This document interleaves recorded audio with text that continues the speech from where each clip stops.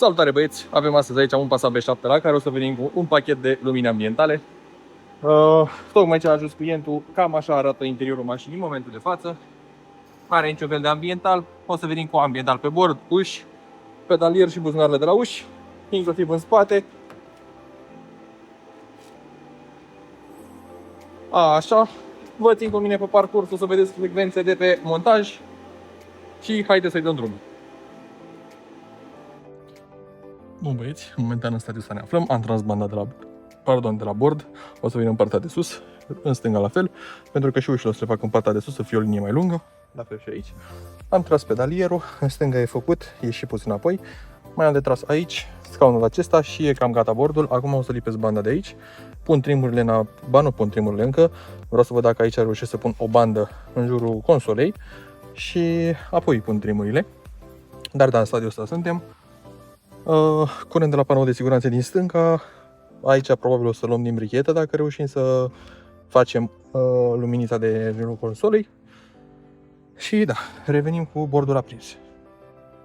Bun băieții mei, și avem bordul din stânga făcut, bordul în dreapta făcut.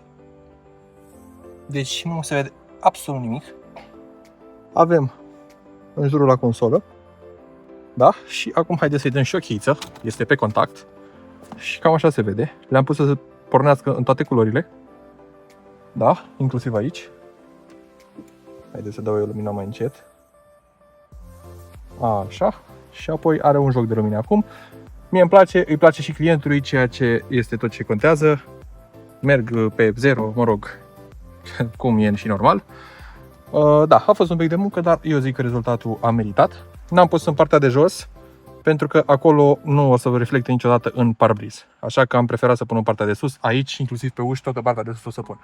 Mă apuc de demontat ușile și revenim cu rezultatul ușilor. Bun băieți, am pus acolo pinii pentru cablaje, da? Și am făcut și fața de ușă, o avem acolo.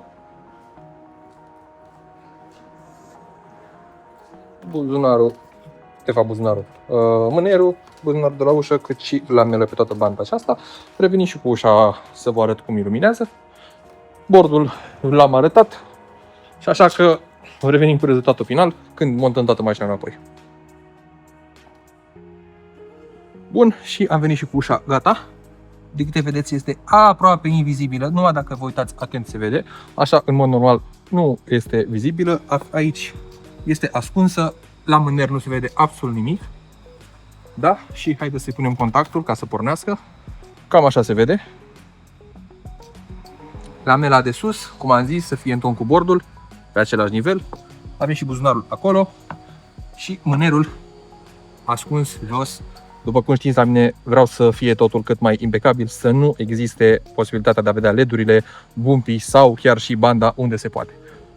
Ok, mai avem celelalte 3 uși și gata mașinuța. Și revenim cu rezultatul final, cu câteva cadre de alea frumoase, așa cum v-am obișnuit la videoclipurile mele. Deci, băieții mei, gata și ambientalul. Haideți să vă arăt ce a ieșit. Cam așa se vede.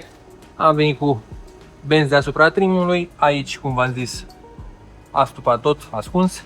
Acolo buzunarul de la ușă. Bordul în partea de sus.